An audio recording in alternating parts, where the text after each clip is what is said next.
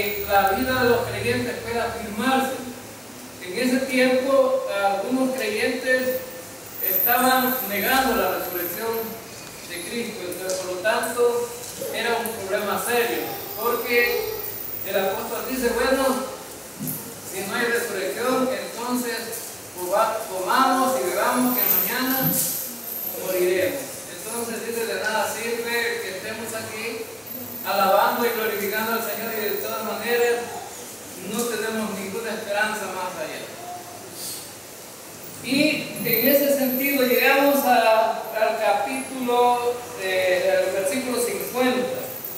Y en el versículo 50 dice, pero esto digo, hermanos, que la carne y la sangre no pueden heredar el reino de Dios, ni la corrupción hereda la incorrupción. Ahora entonces, él dice, bueno, aquí tenemos algo importante en este versículo. Hay mucha gente que dice que la salvación no es segura. No es segura porque dice, bueno, la carne y la sangre puede heredar el reino de los cielos. Pero el gran problema es que la gente piensa que nosotros vamos a ir con este cuerpo hacia el cielo, ¿verdad? Este cuerpo no va a ir allá. Ahora, cuando él está diciendo que la sangre y la carne no puede heredar, es porque va a haber una transformación de nuestro cuerpo. Una transformación que nos asegura que nosotros vamos a ir al cielo. Ahora entonces, y él va a empezar a explicar aquí en estos versículos siguientes de qué manera. Versículo 51 dice, he aquí os digo un misterio, no todos dormiremos, pero todos seremos transformados. Ahora, el apóstol dice, he aquí les digo un misterio es algo que no se sabe. Algo que no ha sido revelado, pero en este caso Pablo va a revelar el misterio. Ahora entonces les digo un misterio. Por ejemplo, en el Antiguo Testamento, uno de los misterios allá era que la iglesia no fue mencionada, ¿verdad? Se habló del sacrificio de Cristo y se habló acerca de la salvación de los judíos y se habló de muchas cosas proféticas, pero nunca fue mencionada la iglesia. Entonces, en tal caso, la iglesia era un misterio, pero en el Nuevo Testamento fue revelado, ¿verdad?, ese misterio. Pablo habló acerca de la iglesia, y la primera vez que se habla de la iglesia es también Jesucristo habló de la iglesia en Mateo capítulo 16, acerca de que él edificaría una iglesia. Ahora bien, entonces, ahora el apóstol también va a decir, bueno, aquí les voy a explicar un misterio. Les voy a decir que hay un misterio. Y en ese versículo dice, el misterio es que no todos moriremos. No todos moriremos. Entonces, significa que en la segunda venida, cuando Cristo venga, mucha gente pues no ha muerto, pero toda la gente está con cuerpos corruptibles, ¿verdad? Todos tendríamos, si viniera ahora, por ejemplo, todos tendríamos cuerpos corruptibles.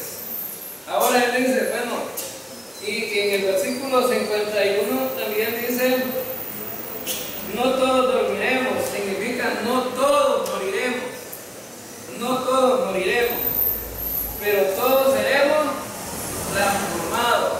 Ahora entonces, este cuerpo corruptible será transformado en un cuerpo incorruptible. Bueno, y lo que podíamos preguntar, ¿cuándo será eso? ¿Cuándo será eso? Bueno, hay algunos que dicen, bueno, no todos pueden ir al cielo, y si por ejemplo todos los creyentes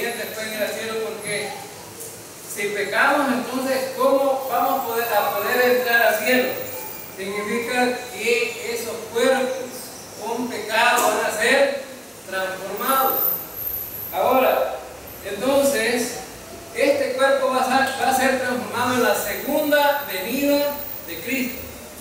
La segunda venida de Cristo se compone de dos partes. Una, el rapto de la iglesia, y otra, el juicio para Israel y para las naciones inconversas. Ahora, en el rapto de la iglesia, Cristo viene, pero no llega hasta la tierra, sino que los creyentes somos levantados. ¿Pero de qué manera? Bueno, los muertos en Cristo, dice el versículo 52, en un momento, en un abrir y cerrar de ojos, a la final trompeta, porque se tocará la trompeta y los muertos serán resucitados, incorruptibles, y nosotros seremos transformados. En su segunda venida, Cristo dice que en un momento va a venir, que no se sabe cuándo, no se sabe la fecha. Algunos siempre están poniendo fechas. Un hombre escribió un libro y escribió 96 tesis sobre que en 1898 Cristo vendría. Entonces, pero Cristo no vino. Entonces dice, pues hay que escribir otro libro y hay que ponerle una parte más, que vendría un año más. O sea, hay gente que ha puesto fecha. Por ejemplo, los testigos de Jehová en 1900, me parece que en el tiempo de la Segunda Guerra Mundial, ellos profetizaron que Cristo vendría. Pero Cristo no vino. Entonces ellos dijeron, para no quedar mentirosos, dijeron vino espiritualmente. Ahora entonces, pero veamos los eventos aquí, que no es tanto así, ¿verdad? Dice este versículo 52, en un momento y un abrir y cerrar de ojos. El tiempo no está, pero sí está cómo se dará el evento. Ahora entonces, sabemos nosotros por los acontecimientos proféticos que será el rapto de la iglesia será antes de la tribulación. ¿Cuál es la razón que sea antes de la tribulación? Porque la iglesia no va a pasar por la tribulación. Entonces, dice en 1 Tesalonicenses que nosotros seremos apartados de la ira. Significa que seremos llevados con el Señor antes de la tribulación. No sabemos que es antes, pero ¿cuándo será la tribulación? No sabemos. Solo el Señor lo sabe. Mateo 24 dice, nadie lo sabe. Ahora, entonces, dice que será en un momento, en un abrir y cerrar de ojos. ¿Cómo será el momento de la venida de Cristo para llevarlo a la iglesia? Sabemos que será rápido. Será en un momento y en un abrir y cerrar de ojos. ¿Cuánto dura un abrir y cerrar de ojos? Pues sabemos que es muy rápido, milésimas de segundo. Ahora entonces, seremos trasladados hacia el cielo. Ahora preguntemos, científicamente, los científicos dicen que no se puede viajar a tal velocidad. Los científicos dicen que si viajamos a tal velocidad nos desintegraríamos, quedaríamos como polvo. Ahora entonces significa que en este cuerpo no podemos trasladarnos para allá. Por eso el Señor dice en este versículo que seremos transformados. Seremos transformados. Ahora, porque el cuerpo transformado entonces tiene la capacidad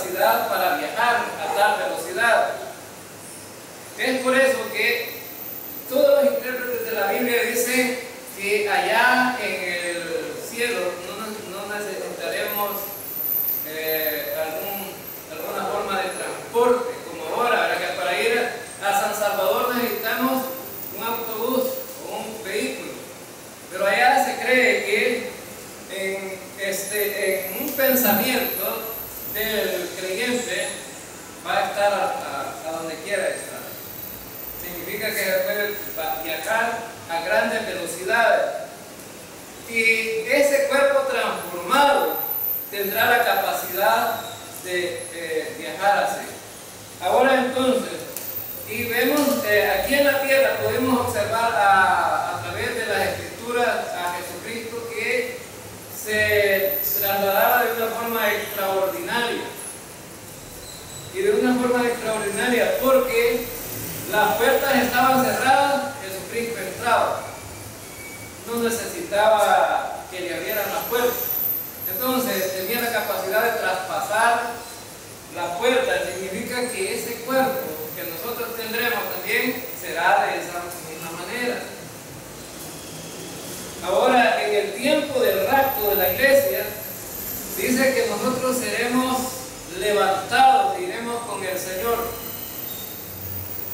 Ese momento de trasladarse hacia el encuentro con el Señor será un tiempo muy difícil, un tiempo de calamidades, porque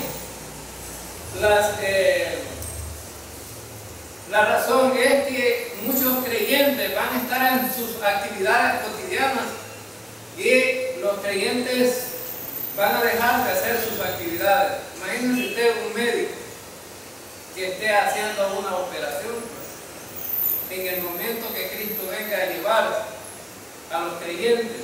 ¿Qué va a pasar con el que está siendo operado? Probablemente va a morir, porque el creyente se fue y el que estaba operando se fue. Ahora pensemos también, ¿qué va a pasar con los que vayan viajando? Y si va un piloto que es creyente, ese avión pues va a caerse, pues si va a sufrir un accidente, mucha gente va a morir. Igual que los vehículos y los trenes y todo lo que hay para transportarse, los creyentes van a desaparecer de esta tierra. Y entonces vemos aquí que este cuerpo, dice el apóstol Pablo, este cuerpo no puede ser viajado, sino que tiene que ser transformado para viajar. Versículo 52, 53. Porque es necesario que esto corruptible se vista de incorrupción y esto mortal se vista de inmortalidad. Ahora entonces el apóstol está diciendo, este cuerpo terrenal, carnal que tenemos tiene que vestirse de incorrupción. Y ya explicaba en el estudio anterior el hermano que me antecedió, decía, se siembra en incorrupción y se nace en incorrupción, igual que una planta, pues se siembra una semilla, pero no nace la semilla. No es la misma semilla que nace, sino que nace de una planta, de la semilla, con otro cuerpo, no es el cuerpo de la semilla, sino el cuerpo de la planta. De esa manera también los creyentes tendremos un cuerpo diferente, nuevo. Ahora entonces, y vemos que es necesario que esto suceda, porque si no, no podríamos trasladarnos. Hoy en esta semana me preguntaba un señor, me decía, ¿por qué las personas no se quieren morir? Fue la pregunta que me hicieron. ¿Por qué las personas no se quieren morir? Bueno, hay varias razones. Una, porque desconoce a dónde vamos. La mayoría de gente desconoce a dónde vamos, porque él me decía, fíjense que yo tuve que buscar a alguien que fuera a orar por un familiar, porque no se moría. Hasta que oraron por el familiar, se murió. Bueno, otros se aferran a este mundo, a esta vida, y ellos no quieren morirse. Hay gente que está grave y dice, yo no me quiero morir. Y y está agonizando y no se muere porque está luchando contra la muerte. Ahora entonces, y resulta que por eso algunos pasan algunos tiempos agonizantes, ¿verdad? Entonces, y también solamente encontramos en la Escritura que alguien que sí tenía ya planeado morir y que para él era mejor morir, fue el apóstol Pablo. Él dijo: para mí el vivir es Cristo y el morir es ganancia. ¿Por qué? ¿Cuál es la razón? Porque Pablo ya había ido y conoció precisamente a dónde van los creyentes. Y él consideró que allá es mucho mejor que aquí. Entonces el apóstol Pablo decía: bueno, yo no me aferro a esta vida en este mundo. Vivir allá con el Señor es mucho que mejor. Y decir mucho que mejor, había hecho una comparación el apóstol que realmente consideraba cómo vivir aquí en la tierra y cómo se vive aquí en la tierra y cómo se vive en el cielo. Ahora, si comparamos cómo vivimos en la tierra, menos el poco tiempo de felicidad es pasajero para un ser humano aquí en esta tierra. Todo el mundo vive en conflicto, todo el mundo vive en zozobra, y todo el mundo está en esa expectativa de qué va a pasar. Miren, y viaja, y qué me puede pasar en el camino, y va a la ciudad, camina por la ciudad, no está contento de caminar por la ciudad, piensa que le siguen y todo. Ahora entonces, la gente aquí en esta tierra no es feliz, pero mucha gente se aferra a esta tierra. ¿Por qué? Porque desconocen cómo es el cielo. Y fíjense bien que será maravilloso el tiempo en la venida de Cristo, porque, bueno, el planeta va a estar, no va a estar en expectativa que viene el Señor, no. El Señor anunciará que Él viene. El apóstol Pablo dice que al tocar la trompeta con voz de arcángel y con voz de mando, con voz de un general, el Señor va a venir anunciando: aquí vengo. ¿Y cuáles son las razones? Bueno, las razones es que nunca nadie lo está esperando. Si la gente estuviera esperando, no tendría que hacer ruido el Señor, pero la gente no está esperando a la venida del Señor. Entonces, el Señor va a tocar trompetas, va a haber sonido de trompetas y va a decir: aquí vengo, vámonos. Y me imagino que mucha gente va a decir todavía: no, Señor, aún cuando Cristo venga. Y por eso es que cuando Cristo venga, el traslado de los creyentes de aquí para el cielo va a ser a la fuerza. Fíjense bien que la palabra usada en 1 Tesalonicenses capítulo 4 versículo 17 dice que el Señor utiliza una palabra ahí que verdaderamente es una palabra que en español significa arpón. Y esa palabra arpón es la que se utiliza para los arpones para la pesca. Ahora entonces, cuando alguien va a pescar, realmente el pez tiene ganas de salir del agua, hermano. Tiene ganas de salir el pez y en el anzuelo trabado ahí. No. Ahora entonces, el que anda el arpón lo traspasa a la fuerza, el pez, y lo saca a la fuerza. Entonces, esa misma palabra usada para el arrebatamiento de los creyentes significa entonces que seremos llevados a la fuerza. Entonces, ¿por qué? ¿Cuál es la razón? Porque creyentes no están con esa disposición de irse.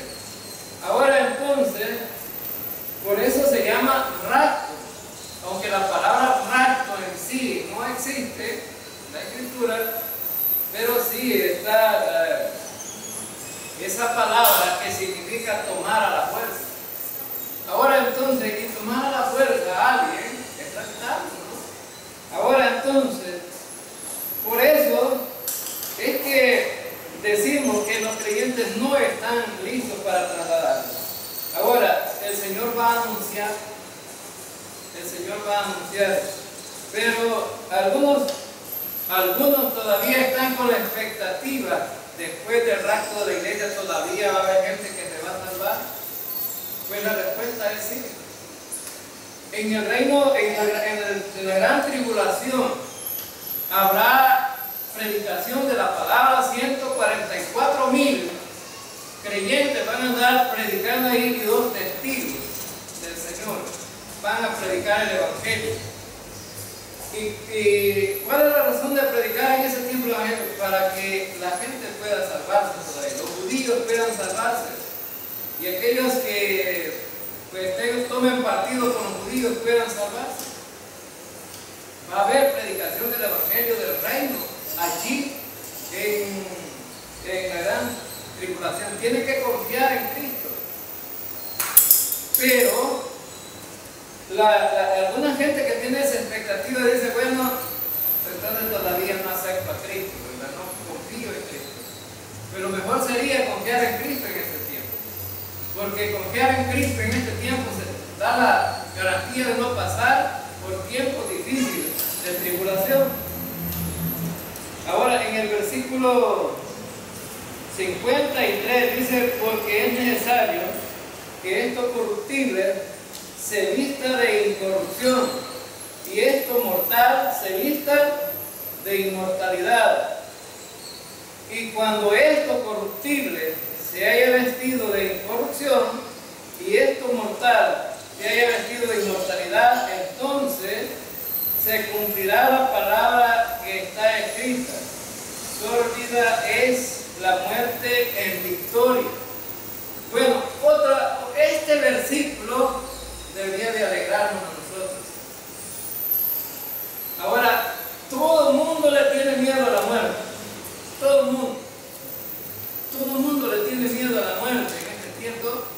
Ahora, y toda esta definición del carácter de la muerte, sepultura y resurrección de Cristo se aplica también a los creyentes.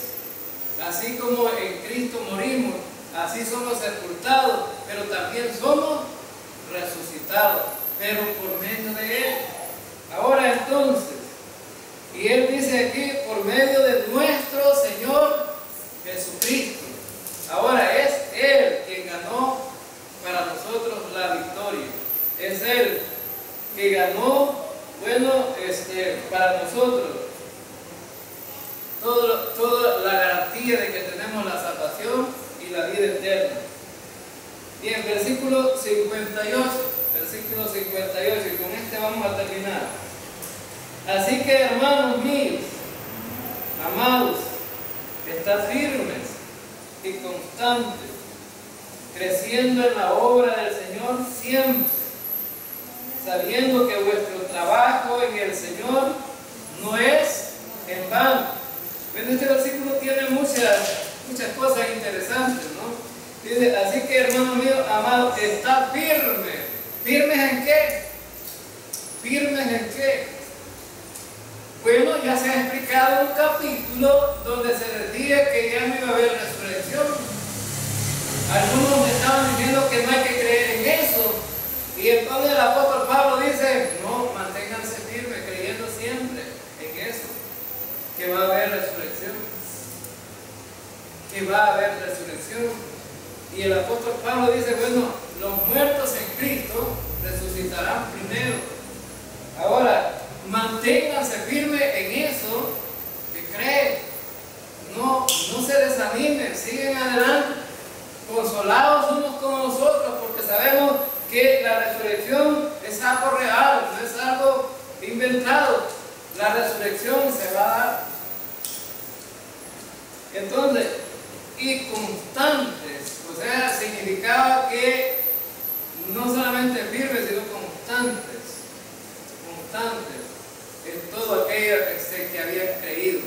Ahora entonces, creciendo en la obra del Señor siempre. Bueno, una de las cosas que podía desanimar a los creyentes era si les estaban diciendo no hay resurrección. Podía desanimar a los creyentes y dejar de predicar, dejar de congregarse, dejar de orar, dejar de hacer todo lo que tiene que ver con un creyente. Ahora entonces, los creyentes podían caer en desánimo. Entonces, pero el apóstol aquí los anima y dice, creciendo en la obra del Señor, creciendo en la obra del Señor. El propósito también era para que ellos se mantuvieran activos dentro de la obra del Señor, poniendo al servicio de los demás, sus dones. Ahora,